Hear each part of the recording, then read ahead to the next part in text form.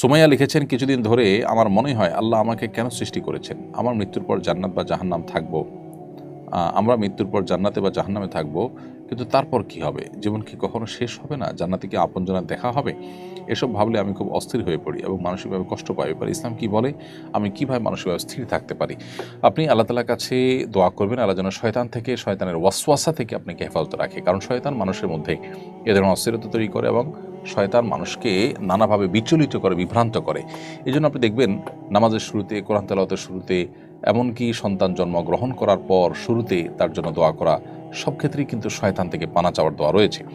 পদে পদে নবী করিম সাল্লাল্লাহু আলাইহি ওয়াসাল্লাম কেন আমাদেরকে শয়তান থেকে পানা চাইতে বলেছেন আল্লাহর কাছে? কারণ শয়তান আমাদেরকে এইভাবে নানাভাবে ক্ষতিগ্রস্ত করে। আউযু বিল্লাহি মিনাশ শাইতানির রাজিম বেশি বেশি পড়বেন, ইনশাআল্লাহ আপনার এই মানসিকতা দূর হবে। এছাড়া আপনি কোনো রাখি শরণাপন্ন হয়ে রুকিয়াও করতে পারেন। ইনশাআল্লাহ শয়তানের থেকে আল্লাহ তাআলা আপনাকে হেফাজত রাখবেন। সেই সাথে আখিরাতের সাথে দুনিয়াকে আমরা মিলিয়ে মূলত এই ভুলগুলো করে থাকি। দুনিয়াতে আমরা যেভাবে ভাবি, আমরা আখিরাতটাকে সেরকম ভাবলে তখন এ ধরনের বিচলিত হওয়ার বিষয়গুলো আমাদের সামনে আসবে।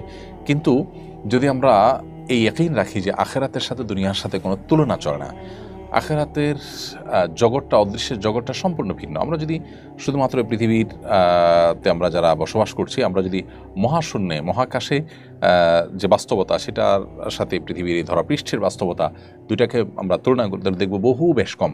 তাহলে সেক্ষেত্রে অনন্ত অসীমকালের যে আখিরাত, পরকাল, যেটা মানে লোক চক্ষুর আড়ালে, যেটা এই দৃশ্যমান জগৎ যেটা আছে, এই মহাসৃষ্টি, মহাশূন্য, এই পৃথিবী, এই জগতের বাইরের জগতে, সেই জগতের পুরো বিষয়টা সম্পূর্ণ ভিন্ন হবে। তখনকার কিয়ামতের একদিন হবে দুনিয়ার শত শত হাজার বছরের সমতুল্য।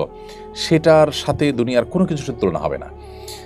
জান্নাতে গেলে সেখানে আমাদের কোনো কষ্ট হবে না, সেখানে প্রিয়জনদের সাথে দেখা হবে। জাহান্নামে গেলে অনন্তকাল জাহান্নামে থাকতে হবে। সেই জন্যই তো আমরা জাহান্নাম থেকে বাঁচার পদ্ধতিতে থাকবো, আল্লাহর প্রতি ঈমানের পথে থাকবো ইনশাআল্লাহ।